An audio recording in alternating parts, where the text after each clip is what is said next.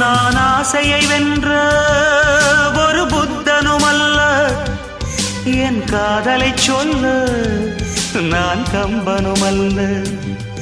உன் காது கடித்தேன் நான் கனவினில் மெல்ல, இன்று கட்டி அணைத்தேன் இது கற்பனை அல்ல. அடிமனம் தவிக்கும் அடிக்கடி துடிக்கும் ஆசையை திறகிவி